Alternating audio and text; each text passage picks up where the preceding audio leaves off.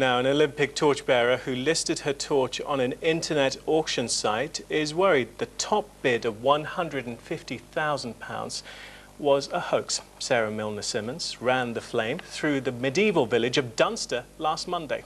She put her torch up for sale to raise money for the People's Plot charity, but with no contact from the winning bidder, she's facing a £15,000 selling fee.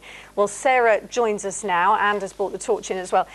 So, Sarah, what made you decide to actually sell the torch in the first place? Well, I realised that when I saw another torchbearer had sold their torch, that actually there were collectors out there who really wanted a piece of this Olympic history. And it's a beautifully designed torch, it's beautiful. But I wanted to transfer that value into continuing the practical good work that I've been involved in through the People's Plot and through my work in neighbourhood gardening. So you're trying to raise this money for charity, so you must have been absolutely thrilled when someone says, I'm going to give you £153,000 for it. It's a pretty amazing offer, isn't it? It was astounding. But already by the time that that final bid came in, it was pretty clear that something had taken off, and this was a protest bid, a sabotage of my chance to raise money for something that I believe so passionately in. There has been some adverse reaction to this, hasn't there? Can you understand why?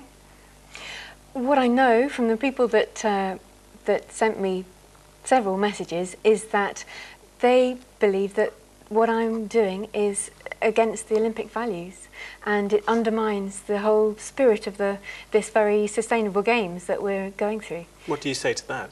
Well, the Olympic Committee decided that it was right to nominate a gardener like me to be a part in the torch relay, and it was such an honour for me to do that running at Dunster Castle and to be a part of bringing the flame through Somerset, and for me to want to use this torch to continue the work for which I was nominated, I think is just a continuation of that spirit.